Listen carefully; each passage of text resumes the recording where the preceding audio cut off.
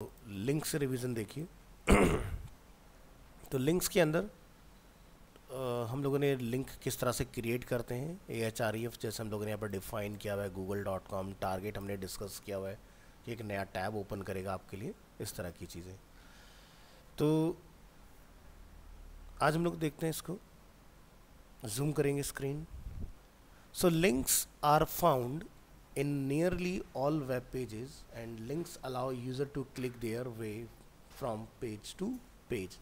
Let's say आप किसी XYZ website पर जाते हो, फॉर एग्जांपल फ्लिपकार्ट है। फ्लिपकार्ट के अंदर अगर आप एक पॉइंट से बी पॉइंट पर जाना चाहते हो तो आपको लिंकिंग की रिक्वायरमेंट आती है, राइट। सो एक लाइव एग्जांपल से समझेंगे, flipkart.com।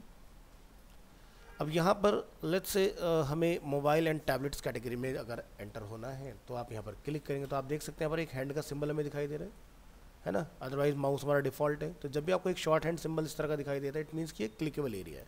आप क्लिक करेंगे तो आप लिंक की हेल्प से इस पर्टिकुलर सेक्शन को विजिट कर रहे हैं।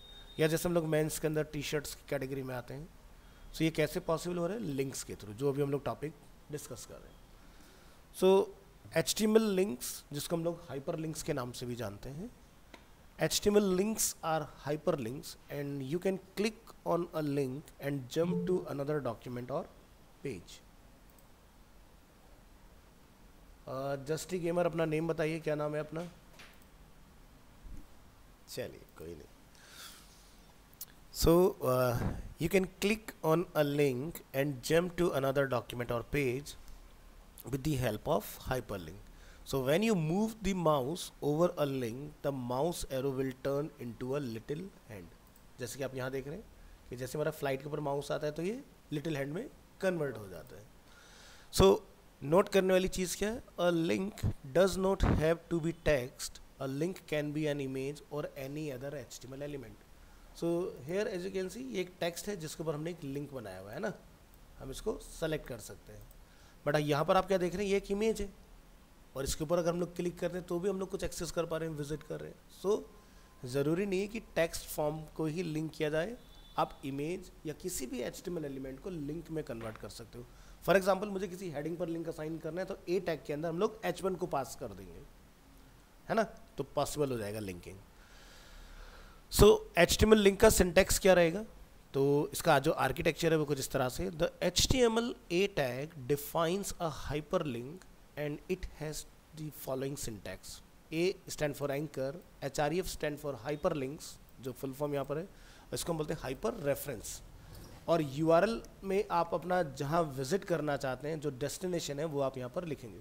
मे बी वो गूगल हो सकता है, मे बी वो कोई आपका इंटरनल लिंक हो सकता है, कुछ भी हो सकता है, ठीक है। और यहाँ पर अगर आप किसी टेक्स्ट के ऊपर डिफाइन करें तो लिंक टेक्स्ट यहाँ पर होगा और ए टैग आपका लास्ट में क्लोज होगा। The most important attribute of the A element is the HREF attribute. Means कि कुछ हो या ना हो, लेकिन ये एट्रीब्यूट का होना बहुत ज़रूरी है, क्योंकि अगर किसी चीज़ को लिंक बनाया है और यूज़र अगर उसको क्लिक करके विजिट नहीं करेगा तो उस लिंक का कोई सेंस नहीं है ना। तो HREF is very important which indicates the link's destination, ठीक है। So the link text is the part that will be visible to the reader, यानी कि जो विजिटर होगा उसको ये पता होगा कि भाई जैसे हम यहाँ पर हैं और हम देख रहे हैं फ्लाइट्स, तो फ्लाइट्स क्या है? लिंक टेक्स्ट है। बट जो लिंक है वो आसान नहीं है, अगर आप URL में देखेंगे तो वो कुछ इस तरह का है ना। तो विजिटर को ऐसा समझने में प्रॉब्लम आएगा, बट उसको अगर खाली फ्लाइट या शिप इस तरह से अगर लिख के दोगे तो ईजिली उसको समझ पाएगा वो, है ना। जैसे यहाँ पर आप देख रहे हैं ऑफर जोन, ऑफर जोन पर देखो इतना बड़ा URL है, तो इतना बड़ा तो हम लोग नहीं लिख सकते ना यहाँ पर। तो क्लिक पर जो मर्जी ओपन हो, बट जो क्लिक करने वाला आइटम है वो शॉर्ट होना चाहिए। जैसे हमारे घर में क्या होता है, इलेक्ट्रिक बोर्ड में स्विचेस होते हैं। अब मे भी हो सकता है एक शायद नाइट बल्ब ऑन करता हो, एक मे भी हो सकता है AC रन करता हो, ठीक है। तो साइज़ दोनों की सेम ही है, बट दोनों की फंक्शनैलिटी डिफरेंट है इन टर्म्स ऑफ एम्पियर। एक 6 एम्पियर, एक 32 एम्पियर है ना। हाँ बिल्कुल। So the clicking on the link text will send the reader to the specified URL address. So this example shows how to create a link to google.com. सो हमने यहाँ पर एक डॉक टाइप डिफाइन किया, HTML head title define किया हुआ है जिस पर हमने टाइटल लिखा है विजिट गूगल, और बॉडी के अंदर हमने ए टैग के अंदर href डिफाइन किया हुआ है, और यहाँ पर हमने लिंक टेक्स्ट का लिखा है visit Google. Link text is visit Google, href URL is https www.google.com।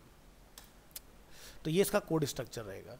So by default links will appear as follows in all browsers. So first time जब भी हम लोग कोई लिंक बनाते हैं तो वो ब्लू कलर से आता है, राइट, जिसको हम बोलते हैं अनविजिटेड, ठीक है। An unvisited link is underline and blue. Second होता है विजिटेड, जो कि पर्पल कलर में आपको दिखाई देता है। A visited link is underlined and purple.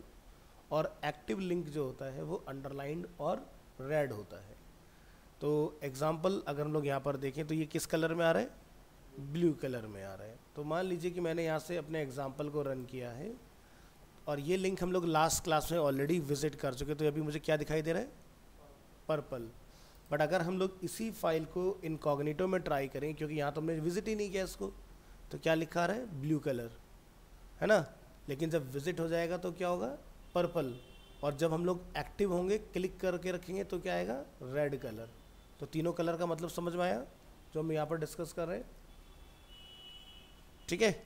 Unvisited मतलब ब्लू, विजिटेड मतलब पर्पल और एक्टिव मतलब red. So links can of course by style with CSS to get another look, यानी कि हम इसके कलर को अपनी वेबसाइट की थीम के अकॉर्डिंग चेंज कर सकते हैं। जैसे कि फ्लिपकार्ट में फ्लाइट का जो कलर है माउस ओवर पर ब्लू है, नॉर्मल क्या है आपका ब्लैक, है ना। तो जब हम लोग CSS सीख जाते हैं तो ये चेंजेस पॉसिबल हो जाते हैं। तो CSS हमने लास्ट क्लास में डिस्कस किया था। आप में से जिसने वो वीडियो नहीं देखा है जाइए देखिए उसको, आपके साथ वो वीडियो ऑलरेडी शेयर्ड है। Next, HTML links the target attribute. So यहाँ पर क्या है कि टारगेट नहीं है, और अगर इसको हम लोग ब्राउज़र में कोड को रन करके चलाएंगे तो क्या होगा कि वो सेम विंडो को रिप्लेस करेगा लिंक। जैसे कि अभी क्या होता है कि हम इस स्क्रीन पर हैं, ठीक है, और अगर मैं इस स्क्रीन पर फ्लाइट पर क्लिक करता हूँ तो यही पेज मेरा फ्लाइट में रिप्लेस हो रहा है, हो गया ना change.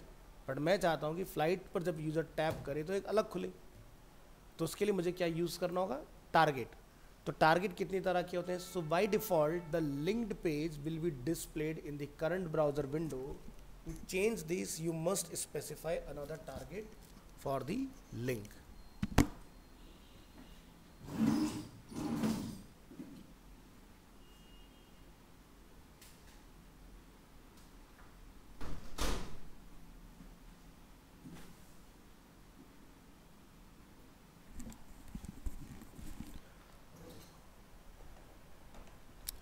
So the target attribute specifies where to open the linked document or page.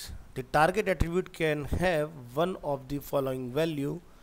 First होता है underscore self which is default, यानी कि आप लिखें या ना लिखें आपका लिंक जो होगा वो सेम विंडो को रिप्लेस करेगा जब ओपन होगा। So opens the document in the same windows or tab as it was clicked. Blank opens the document in a new window or tab. Parent opens the document in the parent frame, and underscore top opens the document in the full body of the window. So parent और top अभी आज की date में हमारे use में नहीं आते हैं। आज की डेट में सेल्फ डिफ़ॉल्ट रहता है, ब्लैंक की हमें सबसे ज़्यादा नीड आती है। बट मैं पेरेंट का आपको फिर भी यूज़ करके दिखाऊंगा। एक हमारे पास टॉपिक आगे चल के आएगा आई फ्रेम, तो हम उसकी हेल्प से इसको समझेंगे कि कैसे काम करेगा, ठीक है। तो जैसे आप लोग देखते हो बहुत सारी वेबसाइट को जब हम लोग विजिट करते हैं तो वहाँ पर गूगल मैप होता है लगा हुआ, छोटा सा रहता है ना, जहाँ पर हम लोग क्लिक करके लोकेशन को विजिट कर लेते हैं। जैसे एग्जांपल के तौर पर अगर हम यहाँ पर विजिट करते हैं livastu.com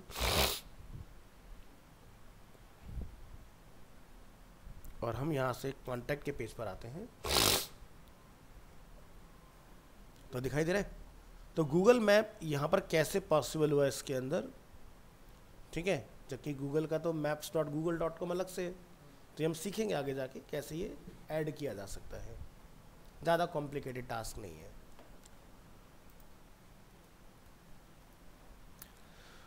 अभी आप यहाँ पर देखेंगे इस लिंक के साथ अगर हम लोग कंपैरिजन करते हैं इसको, तो आप यहाँ देखेंगे एक नया एट्रीब्यूट हम लोगों ने यूज़ किया विच इज़ टारगेट, और टारगेट की वैल्यू क्या है, ब्लैंक। तो यानी कि अगर हम अपने एग्जाम्पल को यहाँ से क्लिक करें तो आप देख रहे हैं कि मैंने अपने इस रन एग्जाम्पल के ऊपर भी यही लिख के डाला हुआ है। अगर आप इंस्पेक्ट में जाएंगे, टारगेट क्या है, blank.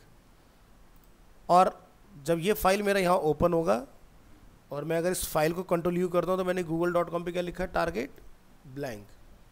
So if target equal to blank the link will open in a new browser window और टैब। तो अभी क्या है, ये हमारा ब्राउज़र है जो कि टैब मोड में मल्टीपल हमारे पास लिंक्स ओपन है। आप जब इसको क्लिक करेंगे तो ये नया टैब ओपन करेगा, पहले वाला आपका एज इट इज़ रहने वाला है, ठीक है।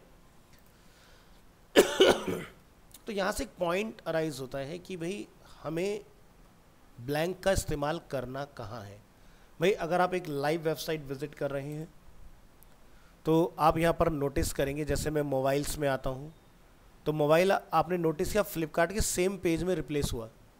या अगर मैं यहाँ से टीवी एंड अप्लाइंसेस पर क्लिक करता हूँ, ठीक है, लाइक MI, सेम विंडो में चेंज हो रहा है। मैंने यहाँ से फ्लाइट पर क्लिक किया, सेम विंडो में चेंज हो रहा है। तो वेबसाइट के अंदर आपका बाय डिफ़ॉल्ट चल रहा होता है मैकेनिज्म सेल्फ। तो इसका इस्तेमाल कहाँ किया जाए। सो एग्जांपल के तौर पर अब आप नीचे देखें, यहाँ पर क्या है, कुछ सोशल मीडिया कनेक्टेड है ना, फेसबुक, ट्विटर, एक्स, यूट्यूब। मैं जैसे ही इसको क्लिक कर रहा हूँ फ्लिपकार्ट ने इसको अपने ही पेज में रिप्लेस कर दिया, है ना। बट कायदे में क्या होना चाहिए था कि जब यूज़र इसको क्लिक करे तो ये एक नए टैब में ओपन होना चाहिए, क्योंकि अब विजिटर तो फ्लिपकार्ट से बाहर निकल गया ना। अगर वो एक नए टैब में ओपन होता तो वो फ्लिपकार्ट भी ओपन रहता प्लस उसका सोशल मीडिया भी ओपन हो जाता, ठीक है। तो ध्यान रखिए कि जब भी आप कोई इस तरह की वेबसाइट बनाएं तो सोशल मीडिया हैंडल्स को एक अलग टैब में ओपन कराइए, क्योंकि सोशल मीडिया एक ऐसा माया जाल है, एक बार बंदा एंटर होगा वो ना जाने थोड़े से टाइम के अंदर 5-10 मिनट के अंदर 50+ क्लिक कर चुका होगा, और वो बैक जब करेगा तो बैक करते करते करते वो थक चुका होगा, वहाँ तक पहुँच ही नहीं पाएगा। क्योंकि हम जब भी गूगल से सर्च करके किसी वेबसाइट को विज़िट करते हैं तो हम वेबसाइट को तो विज़िट कर रहे हैं लेकिन उसका URL को कभी याद नहीं रखते, उसका URL क्या है। अब फ्लिपकार्ट तो एक फेमस साइट है, चलो भूल गए, flipkart.com द्वारा लिख लोगे। बट अगर आप किसी अनोनिमस साइट पर गए और वहाँ से आपको लगा वो साइट आपके लिए मीनिंगफुल है, हेल्पफुल है, और आप वहाँ से क्लिक करके उसके अंदर कहीं और रिप्लेस हो जाते हो, तो आपको बहुत ज़्यादा बैक करना पड़ेगा और शायद वहाँ तक आप पहुँच ना पाओ और फ्रस्ट्रेशन में आप उसको बंद कर दो। इसलिए अलग टैब, ठीक है। नेक्स्ट बात करते हैं, ये अब हमारा आज से नया टॉपिक स्टार्ट हो रहा है। यहाँ तक हम लोगों ने लास्ट क्लास में डिस्कस कर लिया था। आज का हमारा टॉपिक क्या है, absolute URL versus relative URL। अब ये क्या होता है, both examples above are using an absolute URL of full web address in the href attribute. यानी कि अगर हम अपनी किसी लिंक में किसी एक्सटर्नल लिंक को पास करते हैं, भाई हम तो अपने लोकल पेज पर कोड कर रहे हैं ना, लेकिन हमने गूगल का लिंक दिया तो गूगल क्या हुआ, एक एक्सटर्नल एंटिटी हुआ, तो वो क्या हो गया, एब्सोल्यूट URL। अब अगर हम लोग बात करते हैं रिलेटिव की, तो रिलेटिव का मतलब ये होता है कि अगर फ्लिपकार्ट की साइट हम लोग चला रहे हैं तो फ्लिपकार्ट की वेबसाइट में हमने क्लिक किया इलेक्ट्रॉनिक्स, तो इलेक्ट्रॉनिक्स उसी में खुल गया। हमने फ्लाइट पर क्लिक किया, फ्लाइट उसी के अंदर ओपन हो गया, तो वो क्या हुआ, रिलेटिव हुआ, यानी कि वो फ्लिपकार्ट ने ही डिज़ाइन किया है। तो एग्जाम्पल के तौर पर a local link, a link to a page within the same website is specified with a relative URL without the HTTP और www. सो यहाँ पर आप देखेंगे एब्सोल्यूट URL में एग्जांपल्स कि भाई गूगल और याहू मैंने HTTP www. करके मेंशन किया हुआ है, बट मैंने यहाँ पर रिलेटिव URL में आप देखेंगे मैंने लोकल फोल्डर से अपनी इमेज का पाथ दिया है, और मैंने लास्ट क्लास में जो कलर वाला टॉपिक पढ़ाया था उसका लिंक यहाँ पर लगाया हुआ है ना, और दोनों को क्या बोला, टारगेट ब्लैंक। अब ये यहाँ पर मुझे ब्लैंक रखने की ज़रूरत नहीं, क्योंकि मैंने इसी लाइन को कॉपी पेस्ट करके लिखा है, तो ब्लैंक इसलिए आ गया है, ठीक है। रन एग्जाम्पल पर क्लिक करेंगे, आप अगर विजिट गूगल पर क्लिक करेंगे, याहू पर क्लिक करेंगे, देखो इन दोनों की साइट ओपन होगी अलग अलग। इसी तरह से अगर हम यहाँ से विजिट करते हैं ओपन इमेज, तो देखो हमारी इमेज ओपन होगी। ओपन फाइल पर क्लिक किया तो लास्ट क्लास हम लोगों ने कलर का टॉपिक पढ़ा था, कलर का टॉपिक हमारा ओपन हो गया इसके अंदर। सॉरी। नेक्स्ट बात करते हैं HTML links use an image as a link. अभी तक हम लोग टेक्स्ट को एज अ लिंक यूज करते हैं, अब हम लोग देखते हैं कि इमेज को एज अ लिंक किस तरह से यूज किया जाए। To use an image as a link just put the img tag inside the anchor tag. तो हम यहाँ पर देख सकते हैं हमारे पास एक इमेज है और इस इमेज पर मैंने गूगल की इमेज लगाई हुई है, ठीक है। अभी सीधी सी बात है, जब आप गूगल को विजिट करते हो तो गूगल का लोगो होता है, उसके नीचे सर्च होता है। तो ये एक इमेज है, मैं इसको निकाल सकता हूँ यहाँ से इस तरह से ड्रैग करके। ये क्या है, एक PNG इमेज है ना। तो मैंने इसको डाउनलोड करके अपने फोल्डर में रखा हुआ है ऑलरेडी, और मैंने इसको इमेज को रैप कर दिया ए टैग के अंदर, ठीक है। ये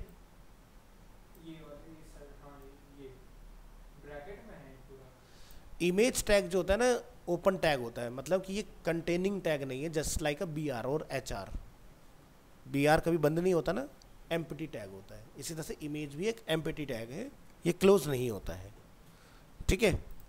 तो यहाँ पर इमेज ओपन होगा लेकिन क्लोज नहीं होगा। अब आप रन एग्जाम्पल पर क्लिक कीजिए तो देखो यहाँ पर image as a link, the image below is a link, try to click on it. तो मैं जैसे हैंड का सिंबल देखते हो यहाँ पर रिवील होता है, जैसे माउस जाता है और आप क्लिक करते हैं तो गूगल की वेबसाइट ओपन हो रही है अपनी यहाँ पर। Next, link to an email address. अगर आप चाहते हैं कि यूज़र जब क्लिक करे वो लिंक ऑटोमेटिकली आपका लोड हो जाए, आपका ईमेल किसको भेजना है उस पर्सन के लिए, तो यहाँ पर क्या हम लोग यूज़ करते हैं, use mail to inside the href attribute to create a link that opens to the user's email program to let them send a new email। तो यहाँ पर आप देख रहे हैं हमने क्या लिखा, mail to abc@gmail.com और ट्रिगर क्या है, सेंड ईमेल। तो यानी कि आपके कंप्यूटर में जो भी सर्विस आपने कॉन्फ़िगर की होगी, चाहे वो मेल हो या जीमेल के थ्रू आप भेजते हो, ये उसको अपना आप ओपन कर देगा, ठीक है। तो जनरली प्रोफेशनल्स जो होते हैं वो अपने कंप्यूटर में आउटलुक इंस्टॉल करके रखते हैं। अब आउटलुक क्यों रखा जाता है भाई, देखो जीमेल को चलाने के लिए हर बार आपको इंटरनेट की आवश्यकता होगी। आउटलुक क्या काम करता है, जब भी आप नेट के कांटेक्ट में आओगे जितने भी आपके मेल आएंगे वो आपके कंप्यूटर में डाउनलोड करके रख लेता है। हाँ, अब जितने भी बिजनेस पर्सन होते हैं, अब आपको पता है कि फ़्लाइट के अंदर हमें अपना फ़्लाइट मोड करना पड़ जाता है फ़ोन, क्योंकि अगर मेरा सिग्नल्स आ रहे होंगे तो वो जो फ्लाइट का कॉम होता है उसको वो डिस्टर्ब करता है, उसके सिग्नल्स को, तो वहाँ तो मैं यूज़ कर नहीं सकता। लेकिन जब आप एयरपोर्ट पे लाउंज में होंगे तो वहाँ तो नेट होगा आपके पास, तो वहाँ पर आपका क्या हुआ, आपने लैपटॉप अपना ओपन कर, सारे मेल आपके कंप्यूटर में लोड हो गए। अब आप फ्लाइट में जाके अपना लैपटॉप बिंदास चलाओ, ठीक है। आप सबको मेल भेजना चाहो तो भेज दो, लेकिन मेल जाएगा नहीं, जैसे ही नेट मिला खड़ खड़ खड़ खड़ सबको अपना चला जाएगा, ठीक है। ये सिस्टम होता है, तो इसलिए हम लोग इसका यूज़ करते हैं मेल टू फंक्शनैलिटी का। नेक्स्ट बात आती है बटन एज अ लिंक।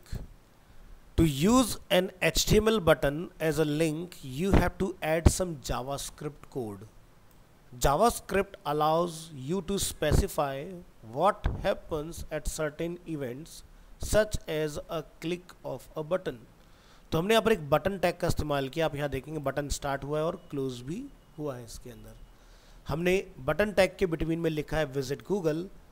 हमने इसका टाइप बताया है कि ये एक बटन है, लेकिन यहाँ पर href का इस्तेमाल नहीं होगा क्योंकि href चलता है ए टैग के साथ। तो मैंने जैसे क्या बताया कि बटन को अगर एज ए लिंक इस्तेमाल करना है तो आपको लगानी होगी जावास्क्रिप्ट। हमने लिखा ऑन क्लिक, ये एक आपका एट्रीब्यूट है और जावास्क्रिप्ट के टर्म में ये एक इवेंट है कि बटन क्लिक कैसे होगा। तो हमने लिखा है ऑन क्लिक, डॉक्यूमेंट का जो लोकेशन है उसको क्या कर दो, google.com। सो अब यहाँ आप देखेंगे बटन दिखाई दे रहे हैं, मैं इसको क्लिक करता हूँ तो गूगल पर आ गया आप। तो यहाँ पर ये बटन देख रहे हैं आप, ये वही बटन है। हाँ, next link titles. The title attribute specifies extra information about an element. The information is most often shown as a tooltip text when the mouse moves over the element like this। कि मैं अपना reload पर mouse लेके जाता हूँ तो reload this page, लिखा हुआ आ रहा है आपको ऑप्शन, है ना। यहाँ पर अगर माउस लेके आते हैं तो click to go forward, click to go back. So इसी तरह से हमने यहाँ पर लिखा है A tag, href attribute, URL, target, title, हमने लिखा click on me for visit Google. अभी क्या होगा कि जब आप रन एग्जाम्पल करेंगे, माउस का पॉइंटर लेके आएंगे तो क्या दिखाई देता है, लाइक जैसे कि reload this page, this is called tool tip, ठीक है। और ये आपका वर्क करेगा इस तरह से। तो ये पार्ट हमारा क्लियर हुआ लिंक्स का। तो ये लास्ट क्लास हमारा डिस्कस नहीं हुआ था, तो हमने आज की क्लास में कहाँ से नया स्टार्ट किया है, यहाँ से। आगे बढ़ते हैं, इसके बाद नेक्स्ट टॉपिक पर आते हैं। लिंक्स के अंदर लिंक के कलर की बात करेंगे। चलिए, तो बाय डिफ़ॉल्ट जैसे कि हमें पता है कि हमारा कलर होता है ब्लू, अगर आप विजिट कर देते हैं तो कलर होता है पर्पल, और अगर आप उसको प्रेस कर रहे होते हैं एट दैट टाइम आपका कलर होता है red. So an HTML link is displayed in a different colour depending on whether it has been visited in unvisited और is active state. So HTML link colours, जो कि हम लोग already discuss कर चुके हैं, क्या होते हैं। You can change the link state colours by using CSS। CSS क्या होता है, लास्ट क्लास में पढ़ चुके हैं हम लोग, cascading style sheet. So here an unvisited link will be green with no underline, a visited link will be pink with no underline, an active link will be yellow and underline. In addition, when mousing over a link means a hover, it will become red and underline. Sorry. तो again आप देखेंगे doc type, HTML head, title. हमने यहाँ पर एक नया चीज़ use किया है स्टाइल, जो कि लास्ट क्लास में लोग पढ़ चुके हैं। और ये कहाँ कोड होगा, हेड के अंदर। हमने लिखा ए एलिमेंट और उसकी फर्स्ट स्टेज होती है लिंक। हमने लिंक का टेक्स्ट कलर बताया है ग्रीन, बैकग्राउंड कलर बोला है ट्रांसपेरेंट, और टेक्स्ट डेकोरेशन हमने क्या बोला है, नन। टेक्स्ट डेकोरेशन यानी कि बाय डिफ़ॉल्ट लिंक के नीचे आपको दिखाई देती है अंडरलाइन, लेकिन जब मैं अपना ये एग्जाम्पल ब्राउज़र में रन करूँगा तो आपको अंडरलाइन नहीं मिलेगी। अब फिर क्या आता है, विजिटेड, यानी कि जब आप लिंक को क्लिक कर चुके हैं तब क्या होगा, तो मेरा कलर हो जाएगा अब की बार पर्पल की जगह pink, background colour transparent, and text का कलर क्या रहेगा, सॉरी डेकोरेशन क्या रहेगा, अगेन नन। बट जब यूज़र माउस लेके जाएगा लिंक के ऊपर तब मेरा कलर होगा रेड और अंडरलाइन डिस्प्ले होगा। और जब आप उस लिंक को दबाएंगे एट दैट टाइम, जब प्रेस होगा तो कलर मेरा होगा येलो और अंडरलाइन तब भी विजिबल होगा। और ये मेरा पूरा कोड हुआ। आप इस पूरे कोड को कॉपी करके जब इस तरह से फाइल बना लेंगे अपनी अलग, अब आप यहाँ देखिए आपका लिंक क्या आ रहा है, पिंक, क्योंकि ये हम लोग ऑलरेडी अभी विजिट कर चुके हैं अपने ब्राउज़र के अंदर। बट अगर मैं इसको इनकॉग्निटो में लेके आता हूँ तो ये ग्रीन कलर में आ रहा है। माउस ओवर पर क्या है, रेड, यही तो देखा हमने। अगर मैं क्लिक करूँगा तो क्या हो जाएगा, येलो, और अगर विजिट कर चुके होंगे तो क्या हो जाएगा, ये बेसिकली आपका पिंक, ठीक है। तो इस तरह से आपके लिंक जो होते हैं वो स्टाइल किए जा सकते हैं। आगे बढ़ेंगे, लिंक बटन। अगर हमने बटन की तरह इसको इस्तेमाल करना है तो हम ए टैग को ही बटन का लुक एंड फील दे रहे हैं। A link can also be styled as a button by using CSS. Normally text की तरह दिखता है, बट अगर हम CSS को इन्फ्यूज़ कर लेते हैं तो मैं इसको एक बटन का लुक एंड फील दे सकता हूँ। कैसे, हमने बोला लिंक और विजिटेड दोनों ही एक जैसे दिखाई दें। हाँ, हमने इसको कॉमा लगा के लिखा है, इसको हम बोलते हैं ग्रुप सेलेक्टर। ग्रुप सेलेक्टर का मतलब ये हुआ कि अब आप जैसे गूगल पर आते हो एग्जाम्पल के लिए, आप यहाँ से कुछ भी सर्च करो, like Arena Animation for example, ये हमारा कीवर्ड है एक। मैं अगर यहाँ पर क्लिक करता हूँ गूगल सर्च के ऊपर, तो आपने देखा जब मैंने क्लिक किया तो मेरे उस पर ब्लू कलर की आउटलाइन आई। अब मैं विजिट कर चुका हूँ किसको, गूगल सर्च को। बैक करूँगा, क्या इसका कोई कलर चेंज हो रहा है, जैसा था वैसा ही है। तो ये ऐसा कैसे पॉसिबल हुआ, ये पॉसिबल हुआ इस ट्रिक की वजह से। लिंक और विजिटेड दोनों एक जैसे ही रहें, चेंज ना हो, ठीक है। जैसे कि पहले की स्टेज में हम लोग क्या कर रहे थे, ध्यान से देखिए, कलर ग्रीन होगा, विजिट होने पर पिंक होगा। बट क्या है कि मुझे अपने विजिटर को नहीं बताना कि वो उस लिंक पर पहली बार आया है या उसको विजिट कर चुका है। भाई सीधी सी बात है, अगर आपने अपनी वेबसाइट में या फ्लिपकार्ट ये कहता है कि भाई आप तो फ्लाइट को ऑलरेडी विजिट कर चुके हो, तो उसके लिए अच्छा थोड़ी ना, उसके लिए तो लॉस वाली डील होगी ना। वो तो ये चाहेगा भाई बंदा ज़्यादा से ज़्यादा क्लिक करे। तो अगर आप ज़्यादा से ज़्यादा क्लिक चाहोगे तो आप ये थोड़ी ना बताओगे कि भाई ये आपने क्लिक कर लिया, ये आपने क्लिक नहीं किया।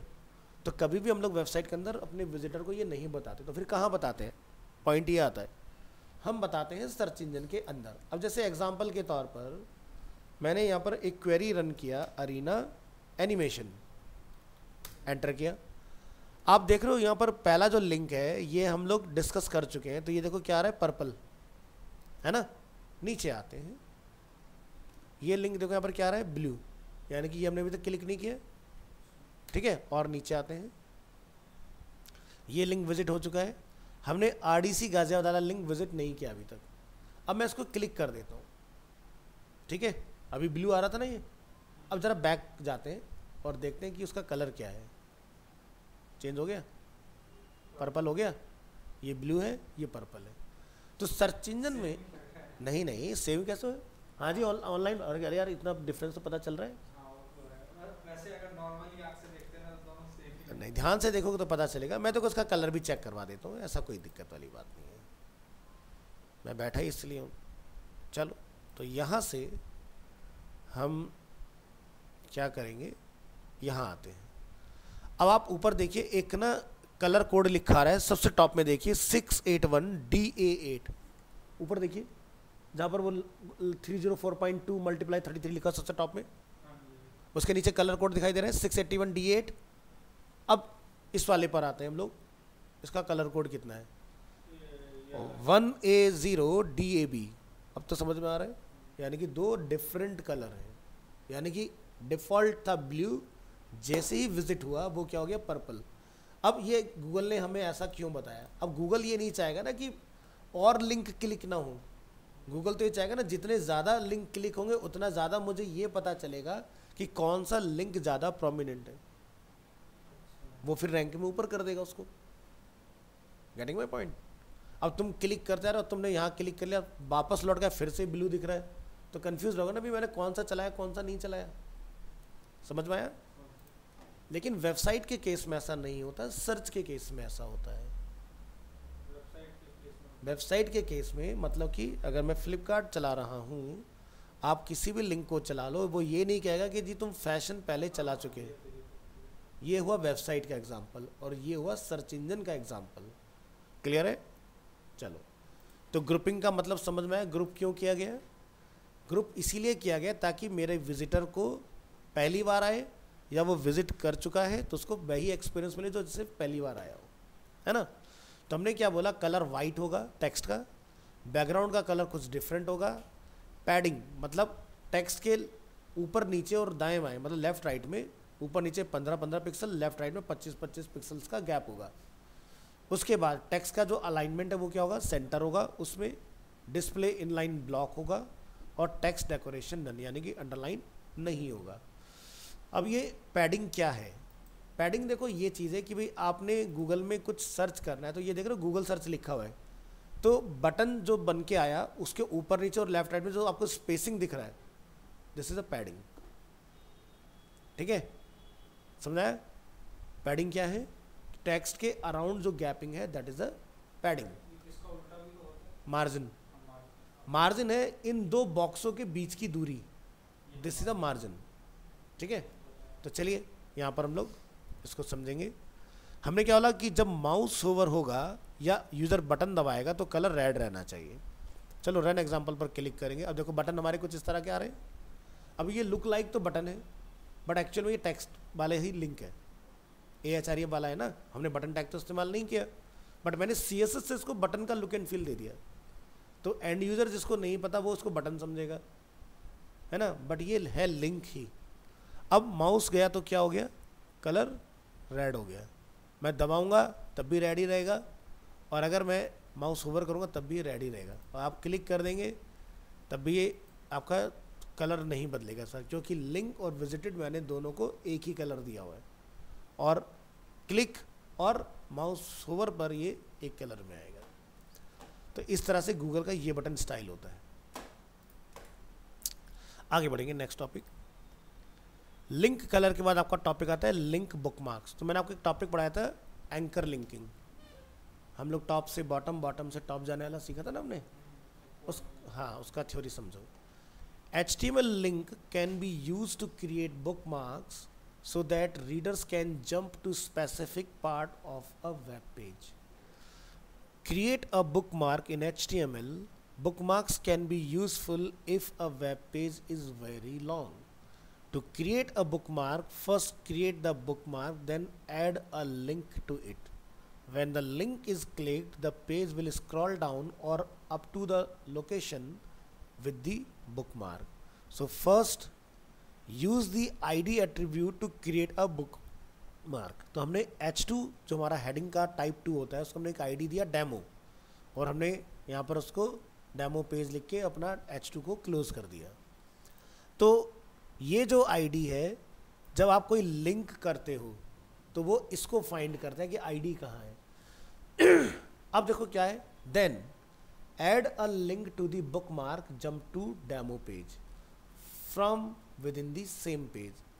तो क्या करेंगे, हमने लिखा a टैग के अंदर हैश रेफरेंस डेमो। अब जब हम लोग उसका लाइव एग्जांपल यहाँ पर चेक करेंगे तो यहाँ पर हमने कुछ इस तरह से बनाए, चैप्टर 1 2 3 4 5 6 और ये 10 तक हमारे पास अवेलेबल है। अभी क्या है कि जैसे कि हम लोग पहले पढ़ चुके हैं कि बुकमार्किंग को एक्सपीरियंस करने के लिए पेज में स्क्रॉलिंग होना बहुत ज़रूरी है। मेरे पेज में इतना इनफ डेटा नहीं है तो मैं क्या करूं इसके लिए, तो मैं आपको समझाने के लिए अपने पेज में मैनुअली स्क्रॉलिंग ले आता हूं। जगह छोटी कर दी हमने। अब आप यहाँ देखेंगे चैप्टर नंबर 4 मुझे नहीं दिखाई दे रहा है, बट अगर स्क्रॉल डाउन करते हैं तो चैप्टर नंबर 4 यहाँ पर अवेलेबल है। तो हम जैसे ही जंप टू चैप्टर 4 पर जाते हैं तो क्या होता है, अगर मैं चैप्टर 10 पर क्लिक करता हूँ तो है ना, इस तरह से। तो क्या हुआ इस मैकेनिज्म को चलाने के लिए, देखो ये तो आपको पता चल गया कि भी इस पर कुछ लिंक लगा हुआ है, बट अगर आप ध्यान से देखेंगे तो मैंने चैप्टर 4 को क्या करा, आईडी दिया C4, और इसी तरह से मैंने चैप्टर 10 को आईडी क्या दिया C10। क्या होता है, मैं यहाँ पर लिखता हूँ हैश C4 और हैश C10, तो 4 और 10 पर कनेक्ट हो गया। ठीक है, तो जैसे आप लोग ई बुक पढ़ते हो ना, PDF जो होती है, तो उसमें स्टार्टिंग में TOC होता है, टेबल ऑफ कंटेंट, या TOI टेबल ऑफ इंडेक्स। अब जैसे आप उसमें क्लिक करते हो पर्टिकुलर चैप्टर को, आप सीधे उस चैप्टर पे चले जाते हो। वो यही चीज़ होती है, हाँ ये वही चीज़ है। ठीक है,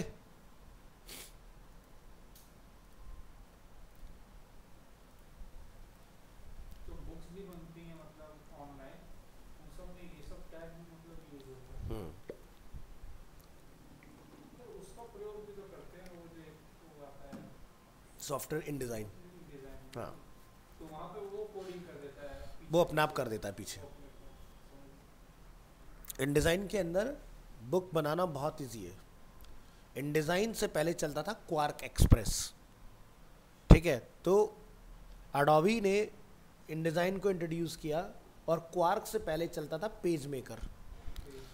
तो मैंने जब इस फील्ड में अपनी जर्नी स्टार्ट की थी, तो ये 2000 के टाइम की अगर हम लोग बात करते हैं तो दैट टाइम पेज मेकर हुआ करता था।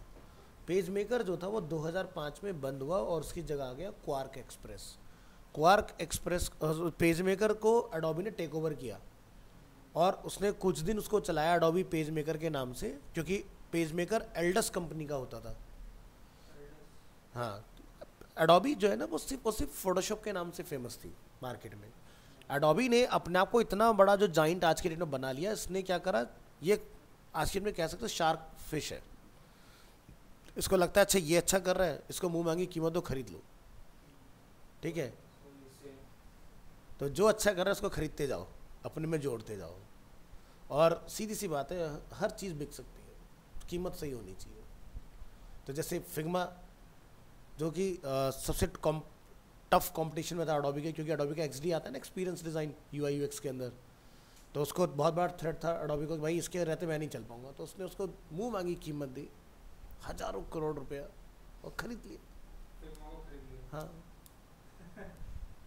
भाई सीधी बात है, जिस चीज़ से डर लगेगा बंदा उसको ख़त्म करेगा ना मार्केट से। भाई जैसे एग्जांपल बताएं तो मैक का नाम सुना होगा आपने, अरीना में आप पढ़ रहे हो, मैक भी है। तो एक टाइम था बहुत पहले, 2009 की मैं बात कर रहा हूँ, तो मैक और अरीना कॉम्पिटिटर हुआ करते थे। फिर 2009 में 100 करोड़ रुपए देके इसको खरीद लिया। अरेना ने। हाँ तो मैं अरेना का है। हाँ, सब सोच रहे हैं मैक अलग है। नहीं है अलग, उसको 100 करोड़ रुपए में खरीद दिया था। तो सब सोच रहे हैं मैक अलग है, अरेना अलग अलग है। नहीं, एक ही है। ये भी ठीक है। कई सारे दोस्त हैं वो ब्लैक में है। हाँ, पता नहीं होता ना। अब जैसे ये कुछ ऐसा एक्सपीरियंस है कि मैं किया चला रहा हूँ, तुम हुंडई चला रहे हो, हम कहेंगे जी मेरे पास तो किया की गाड़ी है। अरे तो नाम ही तो अलग है तो दोनों एक ही ना अंदर से। इसलिए अलग अलग बना रखे। और जैसे टोयोटा की तुम गाड़ी चला रहे हो या मारुति की तुम गाड़ी चला रहे हो आज के में, तो दोनों तो हैं एक ही ना, नाम ही तो अलग है। आज के में ऐसा चल रहा है सिस्टम, हमें पता नहीं होता इसलिए बेवकूफ़ बन जाते हैं। जैसे जैसे एक ना ब्रांड है लैक्मे। अब लैक्मे ब्रांड के पीछे कौन है? वो भी कोई कंपनी है। कोई कंपनी। अब कोई बहुत ऐसा कुछ नहीं है। रतन टाटा की स्टेप मदर थी, उन्होंने कंपनी खड़ी करी वो। टाटा का है ये। हाँ टाटा की हाँ, ऐसे ही रेंज रोवर भी। वो उन्होंने टेक ओवर कर ली थी बाद में। लेकिन ये रतन टाटा की जो स्टेप मदर थी, उन्होंने ये ब्रांड बनाया था। वो फॉरेनर थी एक, ठीक है। तो वही चीज़ है ना, जब हमें कुछ, हम जहाँ से चीज़ों को पकड़ते हैं वहीं से जानने की कोशिश करते हैं, लेकिन अगर आप उसके रूट पर जाओगे तब आपको पता चलेगा।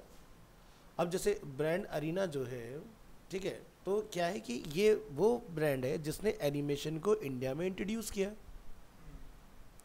जिस ब्रांच में आप लोग हैं ये 1996 की स्टार्टेड है और तभी अरीना हुआ। अब जब तक अरीना नहीं था तो उससे पहले ये कंपनी क्या थी? तो एक्चुअल में हमारी जो कंपनी है वो है CKPL, यानी कि computer kids private limited. Computer kids private limited बच्चों। ये एक इंस्टीट्यूट था। तो जब एनिमेशन इंट्रोड्यूस हुआ तो हमने फर्स्ट फ्रेंचाइजीज का अरीना का हमने लिया, ठीक है। तो यानी कि पहला जो सेंटर है वो ये है। पहला सेंटर। हाँ, और आज हमारे खुद के अपने बहुत सारे सेंटर्स हैं अरीना के, वो तो बात। ठीक है। तो in India 250 plus and out of India 100 plus countries में प्रेजेंस है आज में अरीना की। तो इसलिए किसी को जब आप कोर्स करते हो, अगर आप बताते हो अगर MNC जाके, तो उसको कंफ्यूज नहीं अरीना क्या होता है, उसे पता होता है व्हाट इज़ अरीना। चलिए आगे बढ़ते हैं।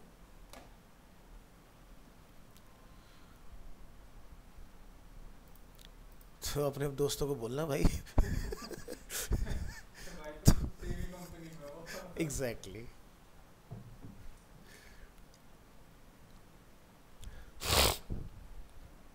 तो ये था हमारा लिंकिंग का टॉपिक जो कि हमने अपना कंप्लीट किया है। लिंक के बाद हमारा जो नेक्स्ट टॉपिक आता है वो है इमेज। बात करेंगे इमेज की। So images can improve the design and the appearance of a web page. अगर किसी वेबसाइट में इमेज नहीं होगी तो बड़ा मोनोटोनस सी हो जाएगी, आपको अच्छा नहीं लगेगा, है ना। अब जैसे फ्लिपकार्ट की वेबसाइट प्रोडक्ट सेल करती है, प्रोडक्ट की फ़ोटो ही ना हो तो नाम देख के कौन खरीदेगा, है? दोनों चीज़ों का होना ज़रूरी है ना। सो इमेज कैसे लाते हैं वेबसाइट के अंदर, उसके लिए हम लोग टैग यूज़ करते हैं IMG, SRC मतलब सोर्स, फोल्डर का नेम, इमेज का नेम, उसका फाइल टाइप और ALT मतलब अल्टरनेट टेक्स्ट। तो ये भी मैंने आपको डेमो देके बताया था कि भाई अगर हम लोग ALT डालते हैं तो उसका बेनिफिट ये होता है कि सर्च अगर किया जाएगा फ्लावर इमेज गूगल में तो ये इमेज वहाँ पर दिखाई देगी आपको। तो नीचे आते हैं, हम यहाँ पर एग्जाम्पल पर क्लिक करेंगे तो आप यहाँ देखेंगे ये इमेज हमारी यहाँ पर डिस्प्ले हो गई है इस तरह से। दूसरा हमने एक एग्जांपल बनाया कि भाई मैंने गूगल की इमेज लगाई है, मैं यहाँ से अगर इसको क्लिक करूँ देखो गूगल की फोटोग्राफ ओपन हो रही है।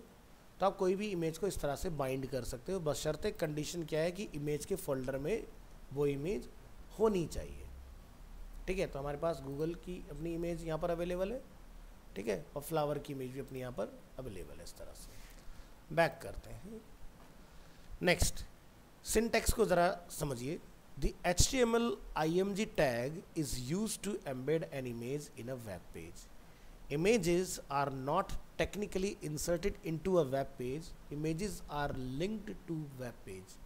जैसे क्या होता है कि आपने इलस्ट्रेटर पढ़ रखा है, इलस्ट्रेटर में क्या होता है कि आप जब कोई इमेज लेके आते हो, इसी कंप्यूटर में अगर आपने ओपन किया इमेज को लेकर आए तो इमेज आपकी कॉल हो जाएगी, और फाइल जब आप सेव करके घर ले जाओगे तो इमेज नहीं होगी, है ना। तो आप एक क्या करते हो, ऊपर जाके एम्बेड इमेज करते हो। एम्बेड इमेज करने से क्या होता है, अब वो फाइल जो है वो उस इमेज के साथ मर्ज हो गई है ना, यानी कि वो कहीं भी लेके जाओगे तो दिक्कत नहीं आएगी। तो HTML में इमेज को हम लिंक कर सकते हैं, एम्बेड नहीं कर सकते हैं।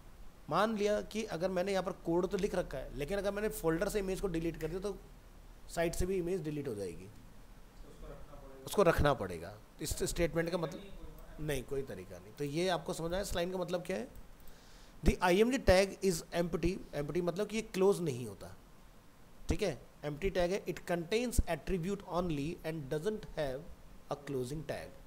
The IMG tags has two required attributes, one is source and other is ALT।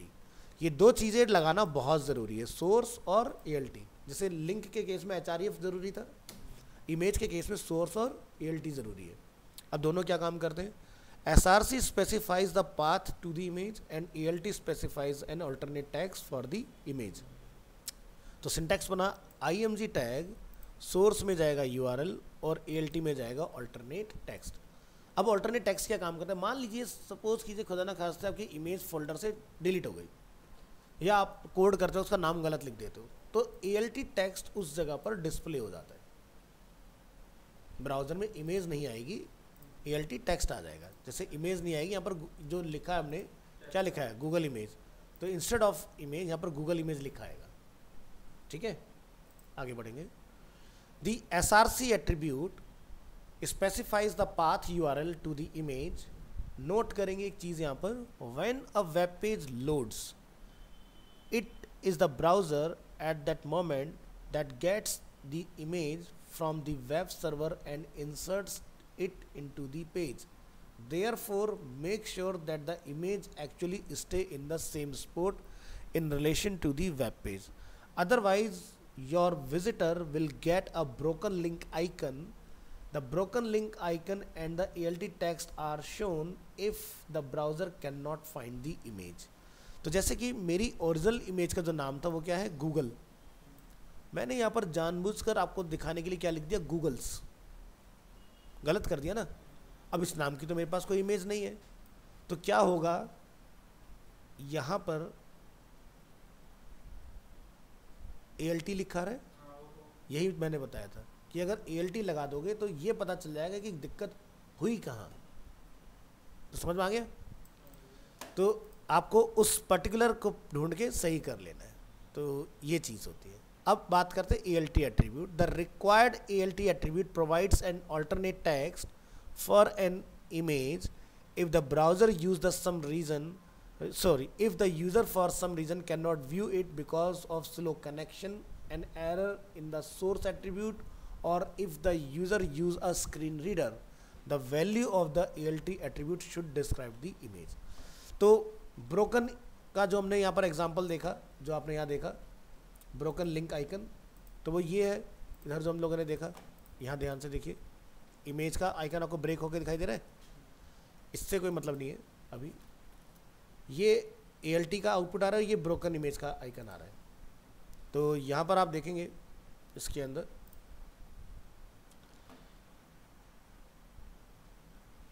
Run example, तो अभी हमारी इमेज यहाँ पर विजुअल हो रही है। अगर मैं इस इमेज का नेम अगर कोड में जाके एरर कर देता हूँ तो यहाँ पर मुझे ALT एक्टिव हो जाएगा। चलिए एरर करते हैं कोड में जाके, यहाँ पर मैं लिख देता हूँ इमेज 7 की जगह 77, क्या आ गया, फ्लावर इमेज लिखा हुआ आ गया, है ना। तो ये ALT यहाँ पर ट्रिगर हो गया तुरंत। नेक्स्ट, तो हमने यहाँ पर एक चीज़ पढ़ी, स्क्रीन रीडर। तो मैंने आपको लास्ट क्लास में बताया था स्क्रीन रीडर क्या होता है। जब भी हम किसी गवर्नमेंट साइट में जाते हैं,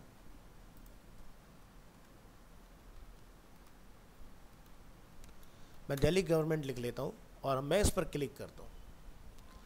जितनी भी गवर्नमेंट साइट होती है ना, वहाँ पर आप एक चीज़ देखेंगे, एक्सेसिबिलिटी ड्रॉप डाउन।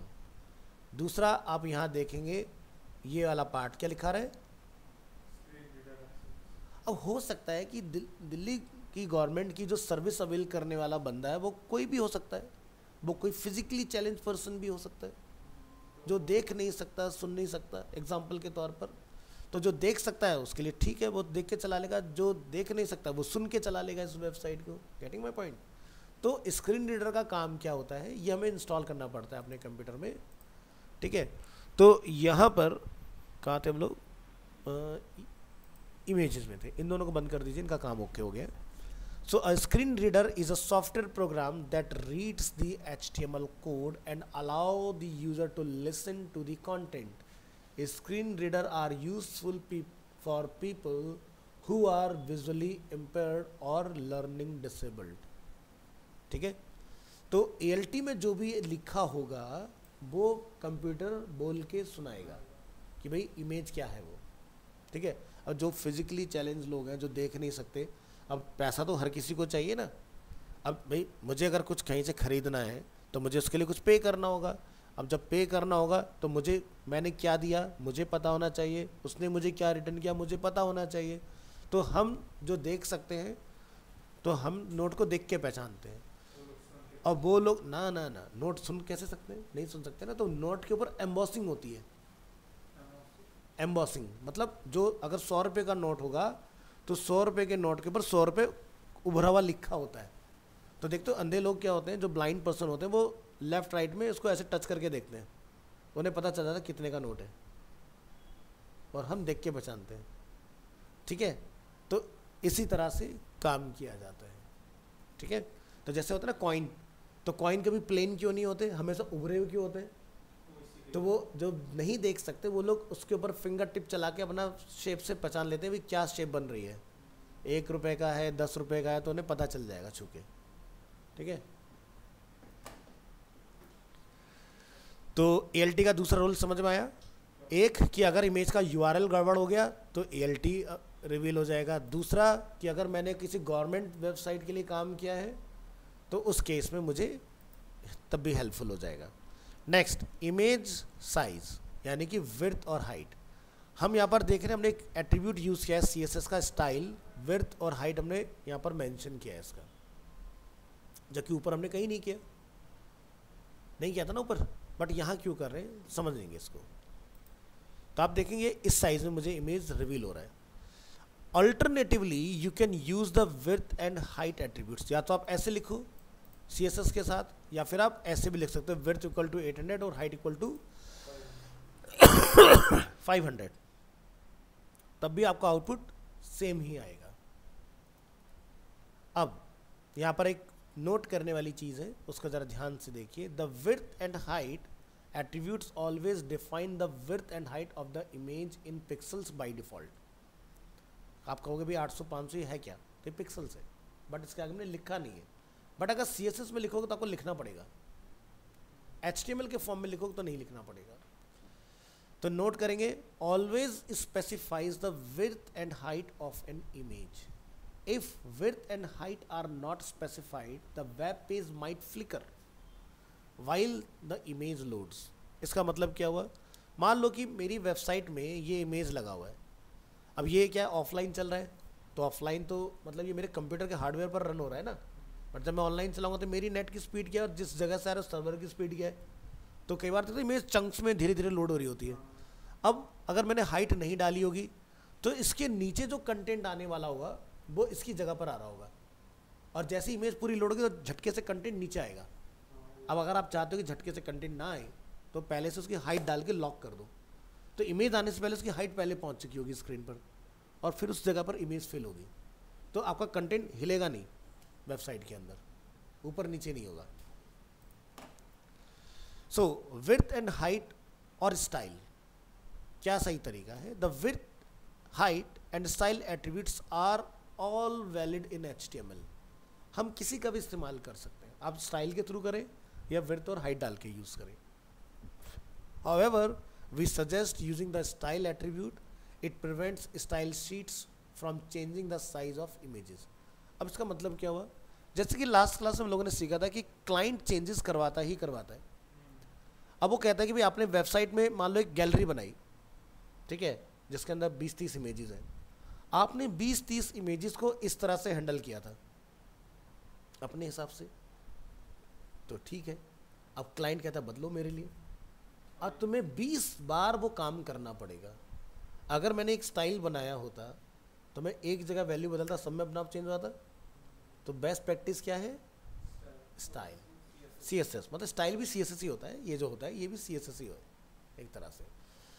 तो आउटपुट आप देख सकते हो हमारा यहाँ पर अवेलेबल है। तो the first image use the width attribute set to 800 pixels but the style in the head sections override it and sets the width to 100%। यहाँ देखिए हमने यहाँ पर क्या लिखा, CSS style IMG tag width को हमने क्या बोला 100%। तो क्या हुआ, मैंने यहाँ लिखा था 800 बाई 500 की विड्थ होगी, बट CSS ने उसको गड़बड़ कर दिया। मतलब क्या किया उसने, खींच दिया इमेज को, ऐसे स्ट्रेच कर दिया। अब दूसरा एग्जांपल आप यहाँ देखें स्टाइल एट्रीब्यूट वाला, हमने यहाँ पर क्या लिखा, विड्थ 800 पिक्सल हाइट 500 पिक्सल। तो ये इसको खराब नहीं कर पाया, क्यों? क्योंकि ये इनलाइन CSS यहाँ लिखा, हमने पढ़ा था लास्ट क्लास में, इनलाइन इंटरनल और एक्सटर्नल। इनलाइन सबसे ज़्यादा पावरफुल होता है, ठीक है। तो इस वजह से ये आपका सेफ रहेगा। इनलाइन लोड ज़्यादा लेता है, लेकिन यहाँ पर हमारा पर्पज़ ये समझना है कि अगर मैंने हाइट विड्थ एट्रीब्यूट डाला हुआ है और मैंने साथ में CSS भी चला दिया तो ये क्लैश करेगा, लेकिन इनलाइन उस केस में आपको सेफ कर लेगा।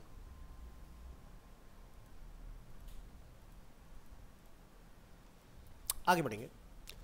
इमेजेस इन अनदर फोल्डर, हो सकता है कि आपकी इमेज फोल्डर के अंदर सब फोल्डर और उसके अंदर कहीं रखी हो।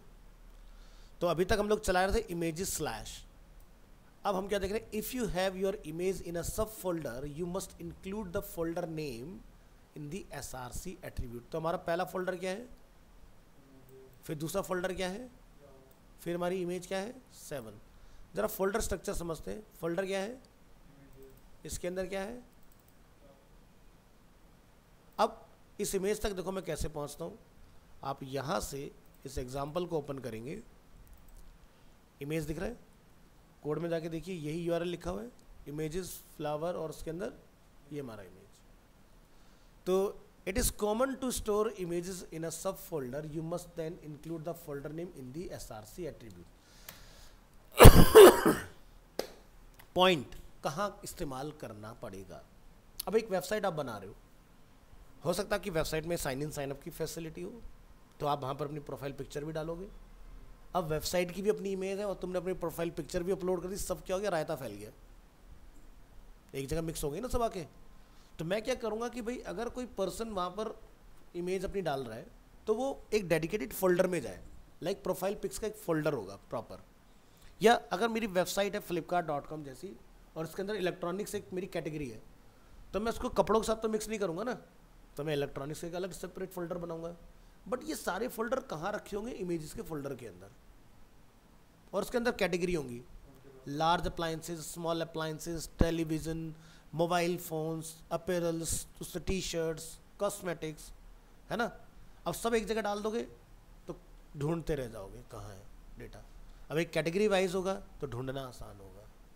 तो हाँ, तब ये समझ में आया कि ये सब फोल्डर की टेक्निक हमने क्यों सीखी, कि भाई अगर मेरी वेबसाइट है जो कि डिफरेंट चीज़ों में डील करती है, तो जैसे फ्लावर्स हैं एग्जांपल के तौर पर, तो वो फ्लावर्स के फोल्डर में हो, ना कि बाहर कहीं, ठीक है, इस तरह से। Next, images on another server और वेबसाइट।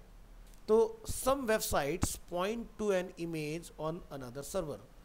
तो to point to an image on another server you must specify an absolute full URL in the SRC attribute। अब absolute URL क्या होता है, अब आपको पता है। absolute मतलब जिसमें HTTPS www लगा होता है।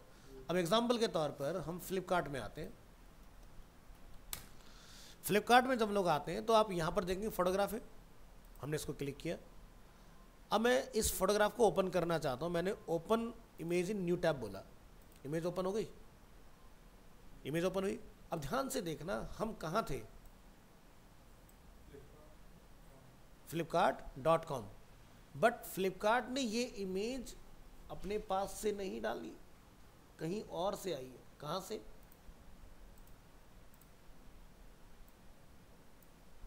रुक्मिन टू Flipkart.com, यानी कि फ्लिपकार्ट ने इमेजेस के लिए एक डेडिकेटेड सर्वर ले रखा है अलग से, वहाँ से इमेज आ रही है, ना कि उसने अपनी वेबसाइट में एक फोल्डर बना रखा है इमेजेस के नाम से।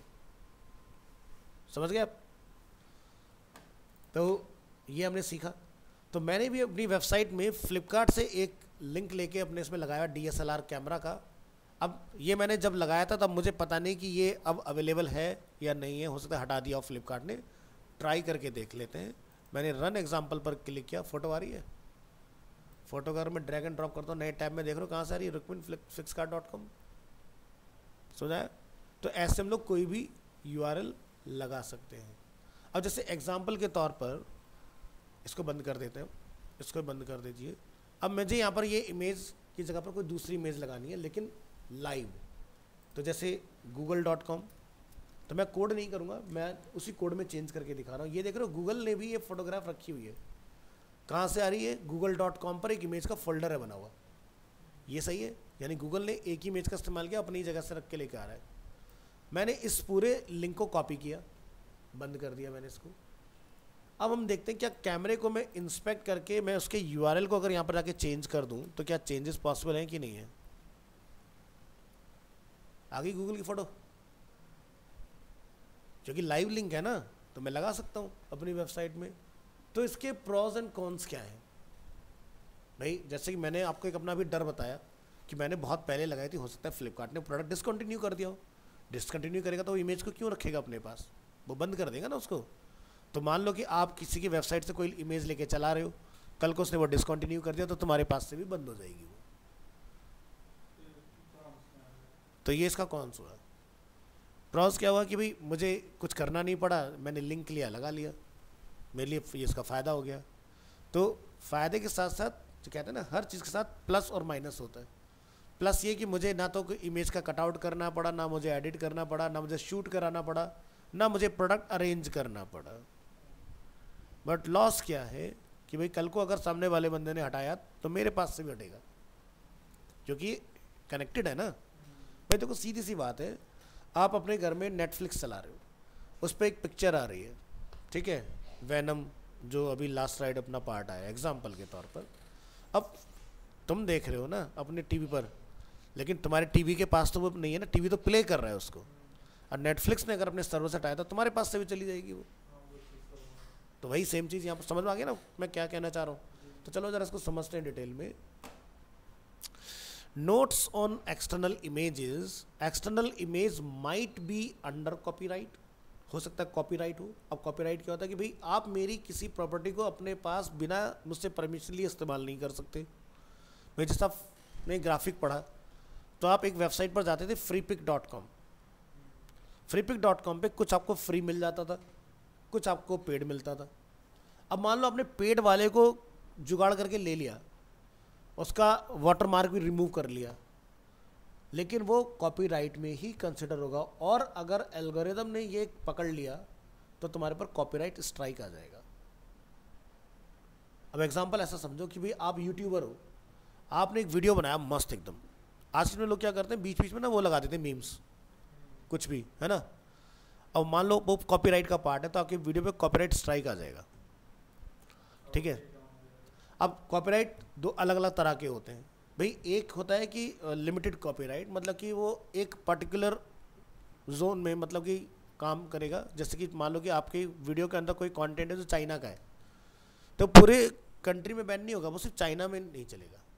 एक होता है कि आपने ऐसा ले लिया, बॉलीवुड म्यूजिक लगा दिया कोई अच्छा सा, तो क्या होगा कि अब अगर वो वीडियो बहुत वायरल हो गया फ़र्ज़ करो, तो उसकी इनकम तुम्हारी नहीं होगी, वो उसकी होगी जिसका वो था, जिसका वो सॉन्ग था। हाँ, तुम्हें कुछ नहीं मिलेगा उसका।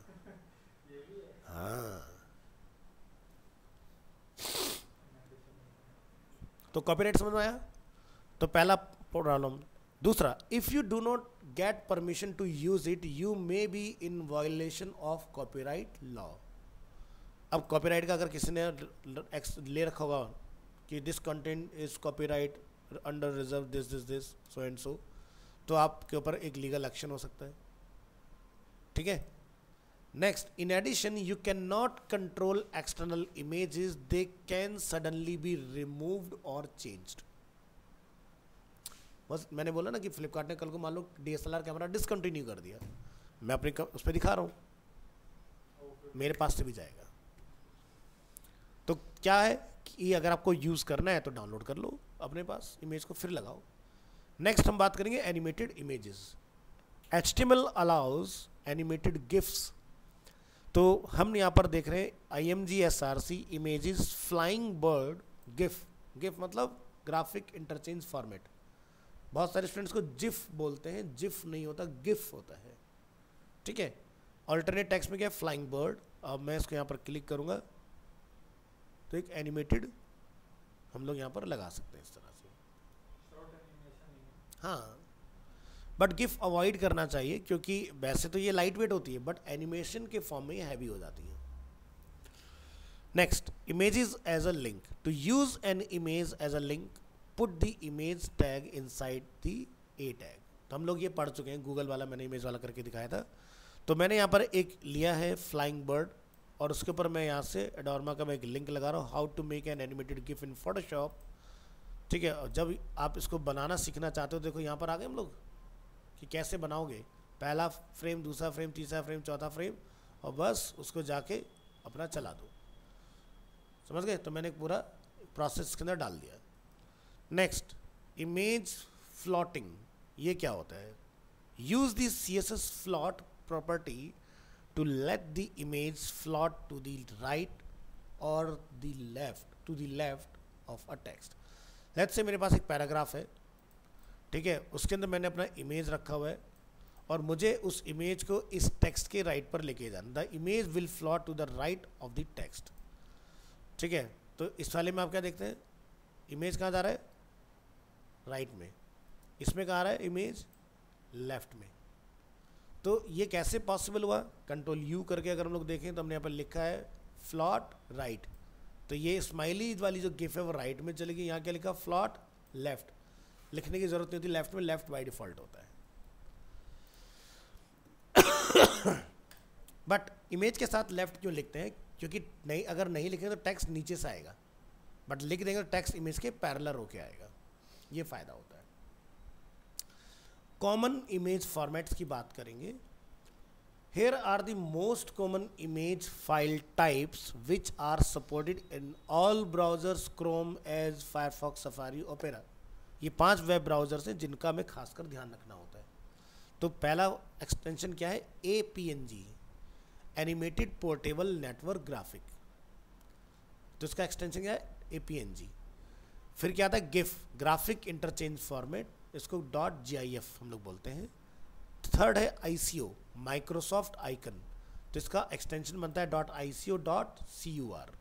JPEG, joint photographic expert group, जिसको हम लोग अलग अलग तरीके से जानते हैं, JPG, JPEG, JFIF, PJPEG and PJP, इतने सारे एक्सटेंशन निकलते हैं JPEG के।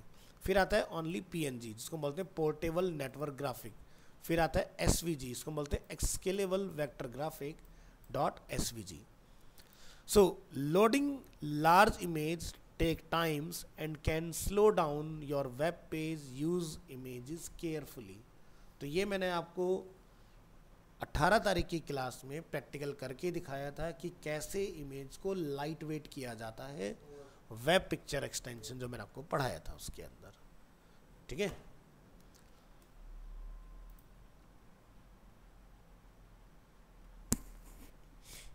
बात करेंगे इमेज मैप की, ठीक है।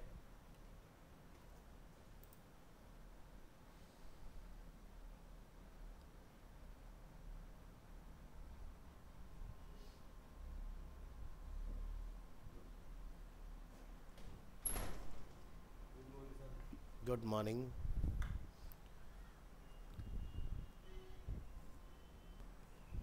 चलिए, सो इमेज मैप टेक्निक क्या है। With HTML image map you can create clickable areas on an image. मान लो मेरे पास एक बहुत बड़ा इमेज है, लेकिन मुझे पूरी इमेज को क्लिकेबल नहीं बनाना, क्योंकि अगर आप किसी इमेज को ए टैग में डालोगे तो कहीं भी माउस लेके जाओगे क्लिकेबल होगी, बट मुझे उसके अंदर पर्टिकुलर किसी पॉइंट को क्लिकेबल बनाना है। ठीक है, जैसे आप गेम खेलते हो, गेम के अंदर आप देखते हो कि जैसे आजकल इतने हाइपर रियलिस्टिक गेम आ गए कि भाई मुझे लेट्स से ये this is a monitor, monitor के अंदर एक ट्रिगर है कि भाई इसको अगर आप प्रेस करो तो मॉनिटर ऑन हो जाएगा, बट ऐसा तो नहीं होना चाहिए कि मॉनिटर पे कहीं भी क्लिक कर दो ऑन हो जाए, है ना। तो इमेज मैप काम आता है इस तरीके की चीज़ों में। तो जैसे example, the HTML map tag defines an image map, an image map is an image with clickable areas, the areas are defined with one और more areas tag. For example, here is the HTML source code for the image map above। तो मेरे पास एक image है workplace.jpg, ALT workplace, और मैंने use map में लिखा है हैश वर्क मैप, और ये क्या आईडी हो गया एक तरह का ना, हुक किया हमने इसके साथ। तो हमने इमेज टैग के बाद में यूज़ किया मैप टैग, नेम क्या है वर्क मैप, तो इसको हमने यहाँ पे क्या लिखा यूज मैप में वर्क मैप, तो यानी कि ये बाइंड कर दिया हमने इसके साथ। अब हमने इसके अंदर एक शेप बनाई है एरिया टैग की हेल्प से। एरिया टैग शेप का टाइप रहेगा रेक्टेंगल, कोऑर्डिनेट्स होंगे 34, 44, 270, 350। अब ये क्या चीज़ है, तो कोऑर्डिनेट्स पढ़े ना, एक्स वाई एक्सिस। तो इमेज में जहाँ पर आपको लगता है कि इस पॉइंट पर मुझे कुछ बनाना है, तो ये एक्स वाई और लास्ट पॉइंट मेरा क्या है वो चीज़, यानी कि इस जगह से 34, 44 से स्टार्ट हुआ और यहाँ तक जब रेक्टेंगल बना तो 270, 350 का हो गया, दिस पॉइंट दैट पॉइंट। ठीक है, नेक्स्ट हमने एक और रेक्टेंगल बनाया जिसका 290 से x, 172 पर y और 333 पर x और 250 पर y ओवर होता है। फिर हमने बनाया एक सर्कल जिसका कोऑर्डिनेट ये है और रेडियस कितना है 44। हाँ, कॉफ़ी, मतलब ये अभी फोटो आप देखो समझ जाओगे। तो एक डेस्कटॉप है, जैसे अभी मेरे यहाँ पर चाय रखी हुई है, तो वहाँ पर कॉफ़ी रखी हुई है, इस तरह की चीज़ें। Click on run example. ठीक है, तो यहाँ पर मोबाइल फ़ोन है, यहाँ पर कॉफ़ी भी रखी हुई है, यहाँ पर डेस्कटॉप भी है। अब अगर मैं इसको इमेज को ए टैग में अगर डाल देता हूँ तो ये पूरी इमेज क्लिकेबल होगी, बट अब मैंने इस इमेज के अंदर तीनों चीज़ों को इंटरेक्टिव बना दिया। देखो, मैं अगर कंप्यूटर पे माउस लेके जाता हूँ तो यहाँ से देख रहे हो लिंक स्टार्ट होता है, और अगर मैं कंप्यूटर से बाहर निकल जाता हूँ लिंक खत्म हो जाता है, और इसके ऊपर रहूँगा लिंक रहेगा, जैसे बाहर निकलूँ खत्म हो जाएगा। तो समझ आया, ये हुआ। दूसरा, मैंने फ़ोन के ऊपर देखो लिंक बनाया अपना, फिर मैंने चाय कॉफ़ी के ऊपर अपना लिंक बनाया, सर्कल है ना ये, इसे जैसे बाहर निकलोगे बंद हो जाएगा। क्लियर हुआ, तो ये लिंक हुआ। तो जैसे मैंने कॉफ़ी पे क्लिक किया तो कॉफ़ी खुल गया, मैंने फ़ोन पर क्लिक किया तो फ़ोन ओपन हो गया, मैंने डेस्कटॉप पर क्लिक किया तो डेस्कटॉप ओपन हो गया, एग्जाम्पल के तौर पर। तो एक इमेज लेकिन लिंक 3। बट अगर मैं इस टेक्निक का यूज़ नहीं करता तो क्या होता, पूरे पर एक ही लिंक ओपन होता। कोऑर्डिनेट्स तो इसको ज़रा समझ लेते हैं, नहीं समझ में आ रही है तो ज़रा हमारे लाइव जो स्टूडेंट्स बैठे हैं वो भी समझ पाएंगे। फोटो पी पर आते हैं।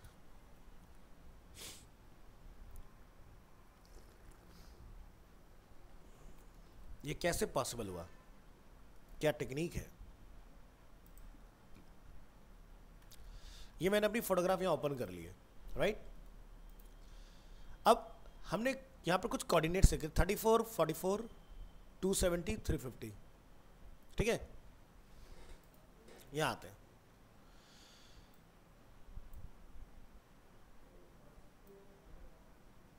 तो देखो यहाँ पे कुछ, ये देखो जब ये बनेगा इस जगह पर तो कोऑर्डिनेट्स निकलेंगे यहाँ से कुछ, यहाँ पर देखो एंड आ गया, ये पूरा मेरा एक एरिया निकल के आ गया इसका। इसी तरह से जब आपने मोबाइल फ़ोन बनाया तो इसके अपने खुद के कोऑर्डिनेट्स से दिखाई दे रहा है, ऐसे कुछ है ना यहाँ पर, ज़रा जाके देखो फ़ोन के ऊपर 290, 172, 333, 250। अभी क्या है भाई, सीधी सी बात है, मैंने तो इसको डायरेक्ट यहाँ पर बनाया तो ये तो विड्थ और हाइट आ रही है लिखी हुई, लेकिन अगर मैं रूलर ऑन कर लेता हूँ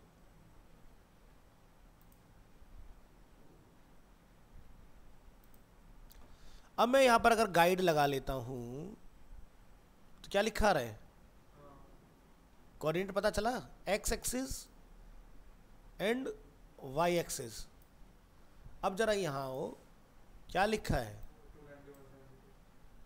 ना, फिर क्या है 333 250। अब ये क्या हुआ, अब ये बात हो रही है इस वाले कोऑर्डिनेट की, यानी कि यहाँ की और यहाँ की, समझ गया। तो यानी कि ऊपर के दो लेफ्ट टॉप के पॉइंट और जहाँ एंड होता है वहाँ के दो पॉइंट। इसी तरह से जब मैंने चाय कॉफ़ी वाला बनाया तो मैंने इसके ऊपर एक सर्कल बनाया इस तरह से, और मैंने इसके पॉइंट पता लगा लिए कि इसका एक्स और वाई कहाँ कहाँ पर आ रहा है, तो इसको मैच करके निकालेंगे, ये पॉइंट इधर एंड वाले पॉइंट पे मैच करके निकालेंगे दूसरा पॉइंट। इसी तरह से लैपटॉप पर जब आप सर्कल रेक्टेंगल बनाएंगे अपना,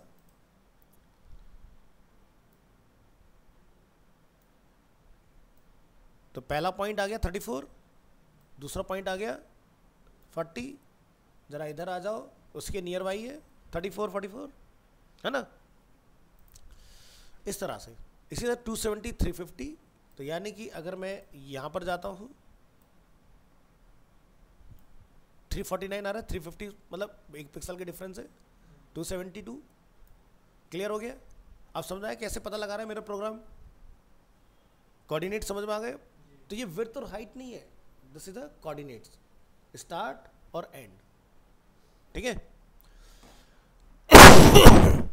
थोड़ा टेक्निकल चीज़ है बट कोड में आपको इस तरह से निकाल लेना है। और फिर यहाँ पर आपने देखा इसका मैजिक क्या हुआ, तो इसके अंदर लिंक भी लगाए हुए हमने, computer.htm, phone.htm, coffee.htm। तो ये जस्ट मैंने इसको फंक्शन करने के लिए दिखा दी कि भाई इसको क्लिक करेंगे तो यहाँ पर लिखा रहा है Wikipedia says coffee is a brewed drink prepared from roasted coffee beans which are the seeds of berries from the coffee plant.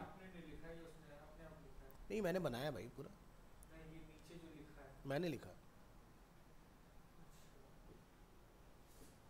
ऊपर देखना किसी वेबसाइट से थोड़ी ना आ रहा है, मैंने कॉफ़ी का अपना पेज बनाया। मुझे स्टूडेंट को समझाना था ना कि भाई क्लिक पर क्या खोलना है, कॉफ़ी की बात हुई तो कॉफ़ी खुल गया, अगर बात हुई वहाँ पर ठीक, हाँ, तो यहाँ पर phone.htm है ना, यहाँ पर डेस्क लैपटॉप के ऊपर हमने करा computer.htm लगा के इस तरह से, तो हमने अलग अलग अपने पेज बनाए हुए। तो क्लियर हो गया part. So how does it work, जो तुमने भी क्वेश्चन पहले ही पूछ लिया, हम उस पर पहुँचते। The idea behind an image map is that you should be able to perform different actions depending on where the image you click. To create an image map, you need an image and some HTML code that describe the clickable areas, जो कि हमने यहाँ define किया। So the image is inserted using the img tag. The only difference from other images is that you must add a useMap attribute. So हमने useMap attribute का use करके work map को बताया, जो कि हमने यहाँ लिखा था, ठीक है, ताकि ये logic इसके ऊपर bind हो जाए।